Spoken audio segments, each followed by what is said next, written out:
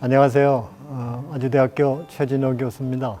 지난 두 번에 걸쳐서 우리가 한국에서 현재 저출산 고령화 현상이 어떤 상황에 와 있고 미래에 어떻게 될 것인가에 대해서 여러분들하고 나눴습니다. 이번 시간에는 그래서 이렇게 저출산 고령화가 우리가 예측한 대로 진행되면 이것이 한국 사회에 어떤 영향을 미치게 될 것인가, 영향에 대해서 조금 더 자세하게 살펴보도록 하겠습니다.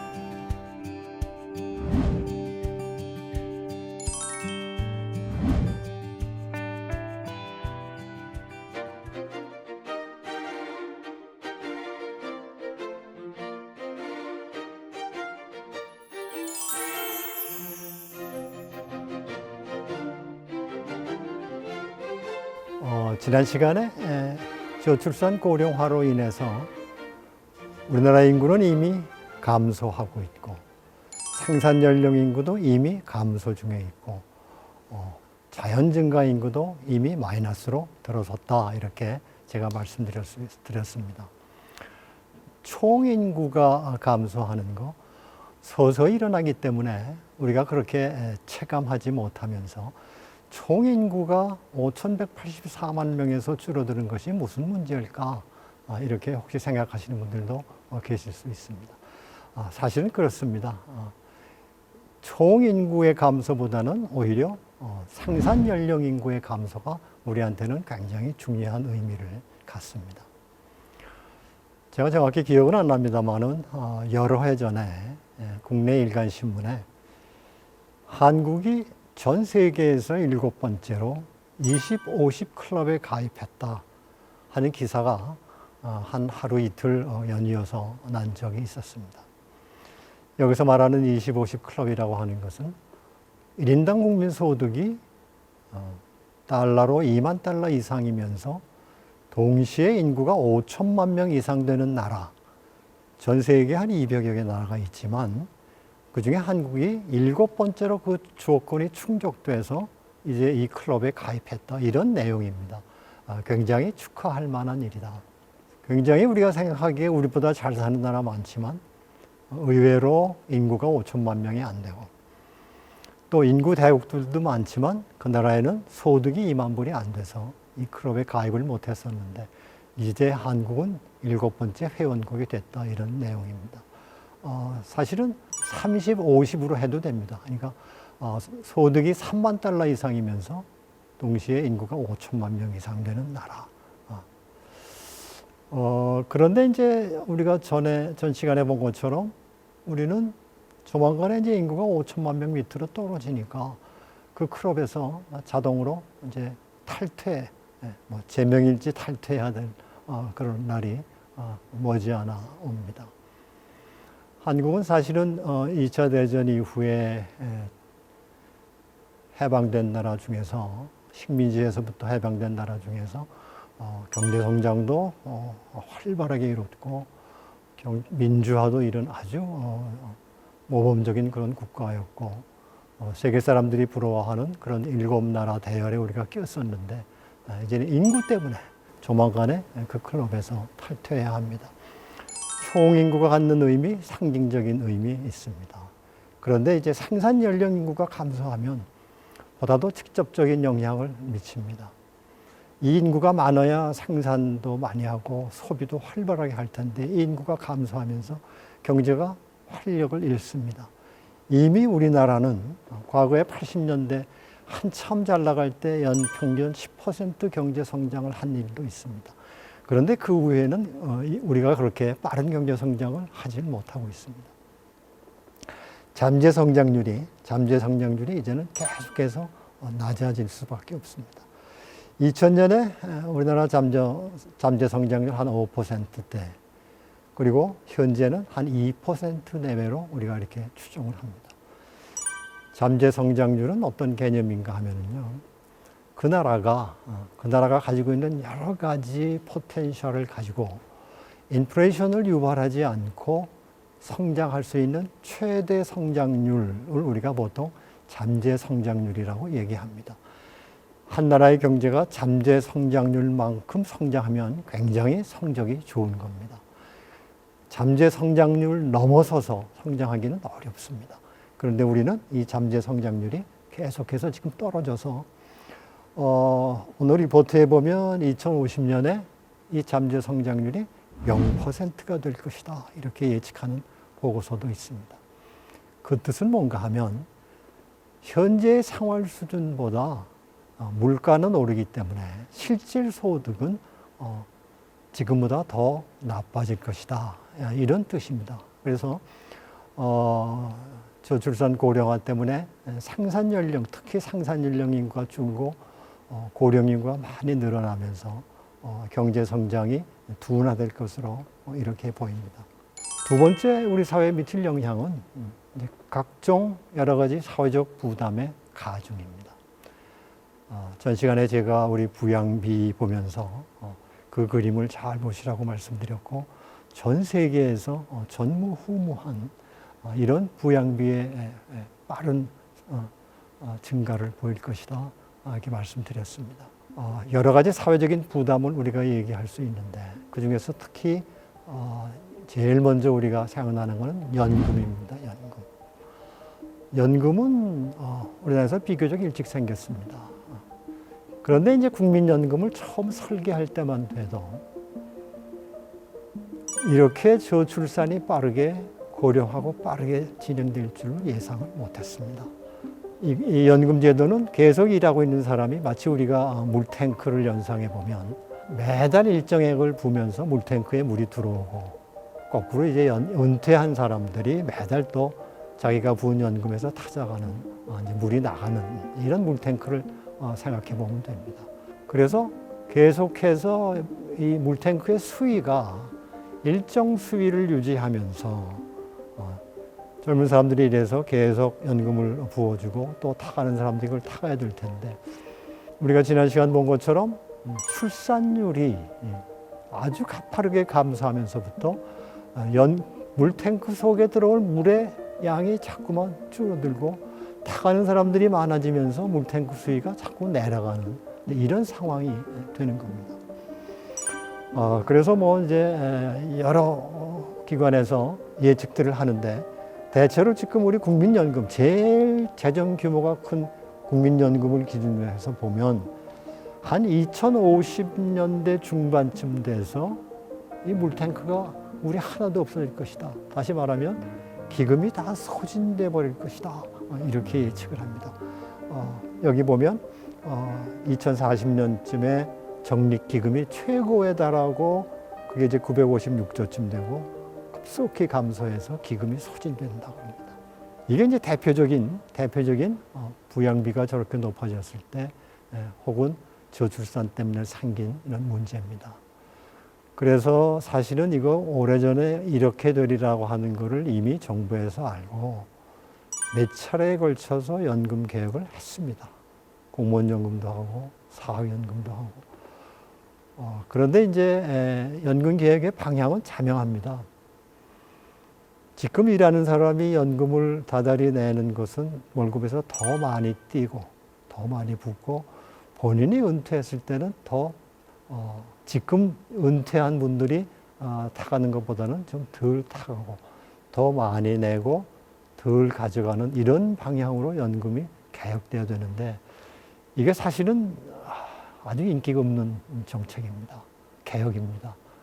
그래서 과거에 몇 번 했지만 그렇게 대폭적으로 하진 못하고 소폭으로 했습니다.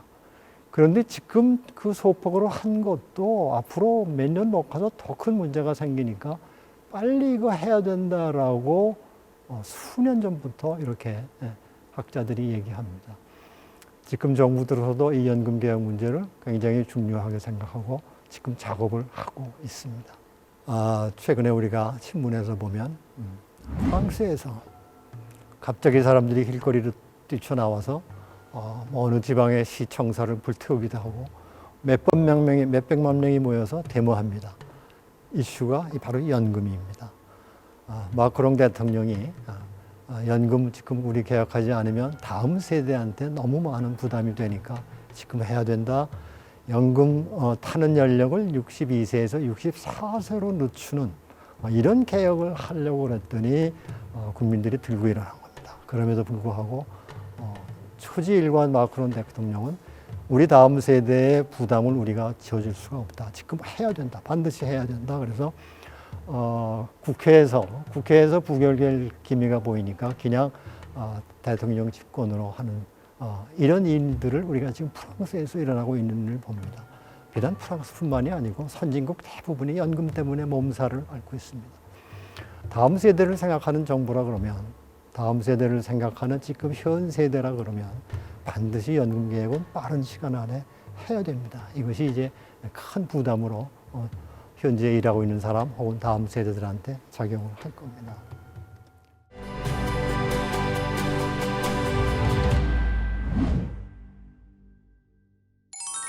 두 번째는 이제 건강보험입니다. 한국은 아마 전 세계에서도 가장 우수한 효율적인 건강보험 시스템을 가지고 있습니다. 요새 환절기에 독감이 걸려서 혹은 감기 들려서 병원 가면, 동네 병원 가면 의사 만나서 목이 붓다, 무슨 몸살이 있다 그러면 처방 받고 그리고 약국 가서 한 며칠 한 5세치 약 지우면 제가 보기에 한 10,000원 안팎이면 됩니다. 그렇게 부담이 크지 않아요.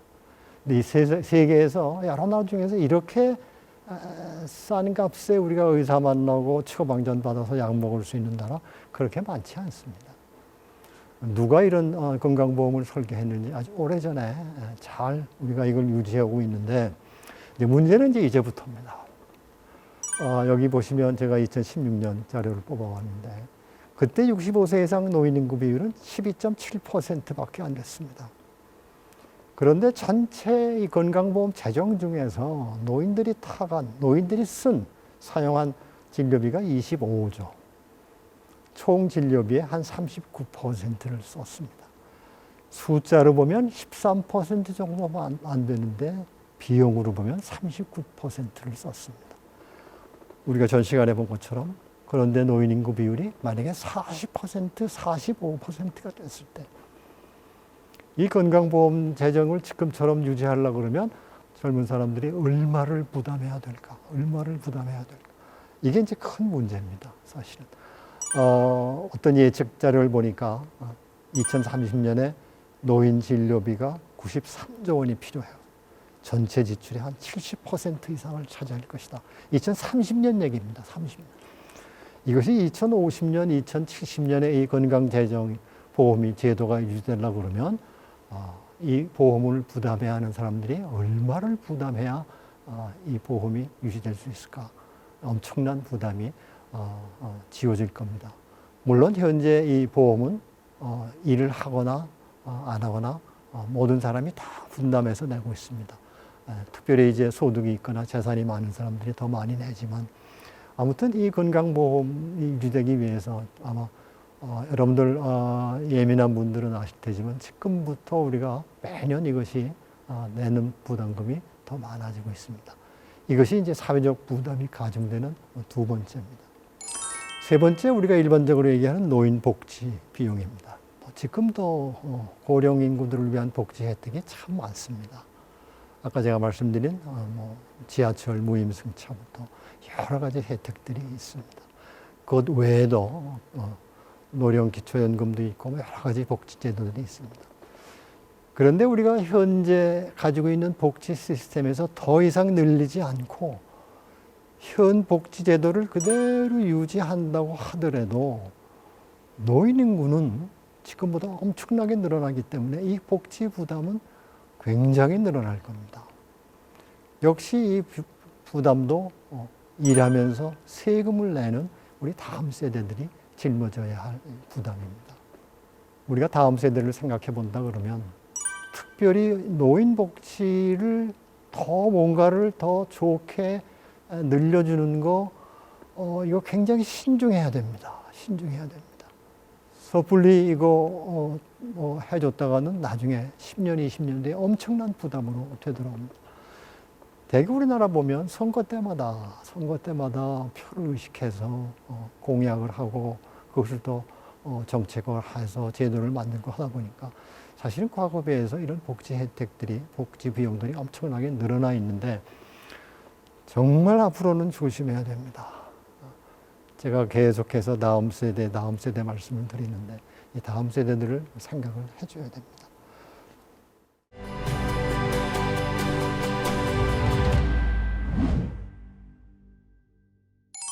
세 번째는 1인 가구가 증가하고 있습니다. 보통 사람들이 길거리 지나가면서 큰 아파트 단지를 보면서 저기 누가 살까 생각하면 대개 우리 머릿속에는 아마도 부부하고 아이들이 있겠지 이렇게 생각을 합니다. 그런데 실상은 언제부턴가 그렇지가 않습니다. 우리가 이제 가구라 그러는데요. 저 집에 어떤 사람들이 살까? 보통 우리가 이제 한 가족 혹은 친족, 가족 관계는 아니지만 뭐 사람들이 살 때 우리가 그걸 개별 가구라고 얘기를 하는데 지금도 이미 거기 사는 사람들이 부부하고 아이들이 아니고 혼자 사는 사람들이 비율을 보면 제일 큰 비율을 차지하고 있습니다. 이 그림을 한번 보시죠. 2027년을 보시면 저 집에 누가 살까? 혼자 살고 있는 사람이 전체 가구 중에 33%입니다. 부부 자녀는 24% 정도만 가구 점하고 있습니다. 부부하고 자녀로 사는 게 24%. 그 다음에 부부만 돼 있는 가구가 한 19%. 나머지 이제 부나 혹은 자녀, 기타 이렇게 되어 있습니다. 그러니까 의외로 지금 빠른 속도로 1인 가구가 늘어나고 있습니다. 2047년쯤 되면 혼자 사는 사람이 37% 됩니다. 주로 어떤 사람이냐? 지금은 이 혼자 살고 사는 사람들의 연령 구성을 보면 지금은 젊은 사람들이 비교적 많습니다. 그런데 이제 고령화가 되면서 혼자 사는 사람들이 70대 이상 고령층들이 점점 많이 일어나서 2047년쯤 되면 70대 이상 혼자 사는 사람이 한 340만 명 정도 됩니다. 압도적으로 많습니다. 1인 가구가 이렇게 늘어난다고 하는 것은 사회적으로 상당히 많은 영향을 미칩니다. 어느 집에서 돌아가신 지 혼자 살던 분이 돌아갔는데 주위에 아무도 몰라서 돌아간 지 한 일주일 지난 다음에 한 달이 지난 다음에 발견됐다. 이런 기사가 심심찮게 우리 신문지상에 나옵니다. 혼자 사는 사람들, 물론 그분들 아마 가족도 있을 테지만 멀리 떨어져 있어서 연락이 잘 닿지 않아서 소위 말하는 고독사를 하는 이런 분들이 주위에서 점점 더 늘어나고 있습니다. 이미 우리보다 고령화 수준이 높은 일본에서는 이런 일이 비일비재합니다. 그래서 일본에서는 마을 단위로 특별히 혼자 사는 노인분들한테 우리식으로 따지면 이장이 찾아가서 부탁을 합니다. 아침에 일어나시면 현관 밖에다가 꽃을 한 송이 달아주십시오. 나눠드린 꽃을 내다 거십시오. 그러면 지나가는 우리가 이댁의 할머니는 간밤에 잘 무슨 일이 없었구나. 혹시 그런데 꽃이 안 꽂아져 있으면 이댁의 할머니가 무슨 일이 있구나. 이런 약속들을 하고 지내는 마을들이 늘어난다고 그럽니다. 혼자 살았을 때 이제 이런 문제도 있고요. 젊은 사람들을 포함해서 혼자 살면 외롭습니다. 그래서 우울증 걸리기도 하고 여러 가지 정신적인 질환이 주로 이제 혼자 사는 사람들, 가족하고 살지 않은 사람들한테 일어납니다. 몇 년 전에 영국의 여자 총리 중에 메이라고 하는 총리가 있을 시절에 정부가 선언을 했습니다. 고독도 병이다. 질병이다. 이것도 국가가 나서서 치료해야 되겠다. 그래서 부서를 하나 만들고 그래서 본격적으로 정부가 마치 질병에 걸린 사람들 치료하듯이 하고 있습니다. 그래서 예를 들면 의사가 약도 처방해 주지만 사회적 처방 그래서 일주일에 한 번씩 동네 어느 카페에 가서 사람들하고 어울리십시오. 혹은 공방에 가서 뭘 좀 만드십시오. 그 다음에 찾아가면 반드시 거기 갔다 왔습니까? 이렇게 체크하는 뭐 이런 시스템으로 영국도 지금 달라져 있습니다. 아무튼 1인 가구 는다고 하는 이런 영향을 우리가 볼 수 있을 겁니다. 그 다음에 이제 지방 소멸, 이 얘기도 여러분들 많이 들어보셨을 거예요. 처음에 이 얘기는 일본에서 지방 소멸이라고 하는 얘기가 나왔는데, 이제 우리나라에서도 이제 고용정보원에서 한번 우리나라 데이터를 가지고 일본하고 똑같은 기준은 아니지만 한번 지방 소멸을 예측해 봤습니다. 각 시군별로 현재 20세, 39세 여성 인구 비율이 전체 인구의 10% 미만이면서 동시에 그 지역의 65세 이상 고령 인구에 대한 비율이 0.5 미만인 곳을 우리가 소멸 위험 지구 이렇게 규정을 했습니다. 2014년 데이터 가지고 16년에 처음 연구할 때는 우리나라 220여 개 시군 중에 한 77개가 소멸 지구다 이렇게 얘기했고, 그 후에 몇 차례 더 이제 연구했는데 지금 한 80군데가 넘는 곳이 소멸 위험 지역으로 이렇게 규정되어 있습니다.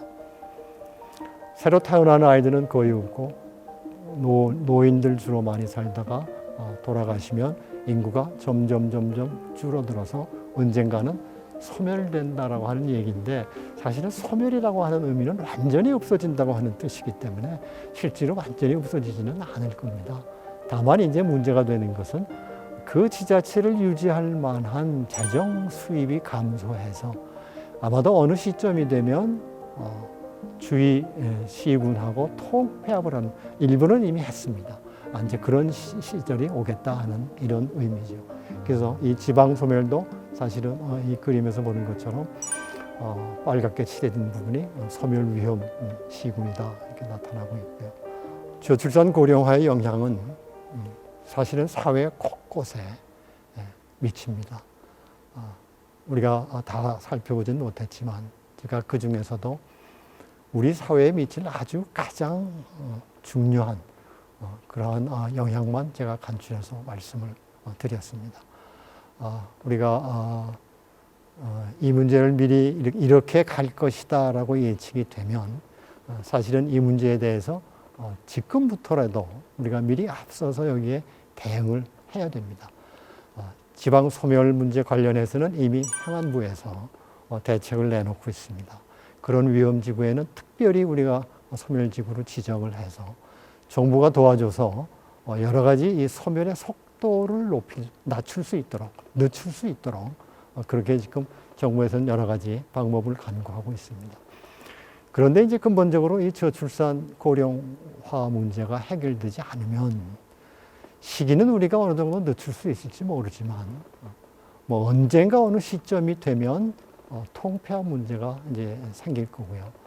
거기에 사는 주민들의 생활 형편이 생활 편익 시설이 자꾸만 줄어들기 때문에 매일매일의 일상생활이 불편해지는 이런 일들이 생길 수 있습니다.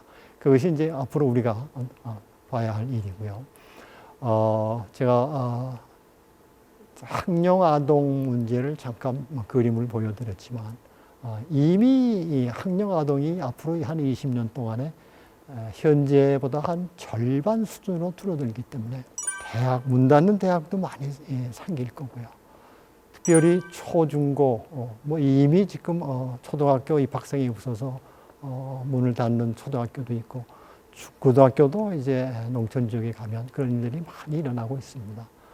그래서 이미 이제 이런 인구 축소로 인해서 우리 사회 여러 가지 측면에서 영향이 나타나고 있지만 앞으로는 그런 영향의 정도가 지금 우리가 생각하고 지금 우리가 경험하는 것보다 훨씬 더 큰 영향이 미칠 것이다. 이렇게 우리가 생각해 볼 수 있습니다. 오늘은 저출산 고령화가 앞으로 우리 사회에 대개 지금부터 한 50년 후까지 멀리 내다보고 어떤 영향을 미칠 것인가에 대해서 여러분들하고 같이 이야기를 나눴습니다. 감사합니다.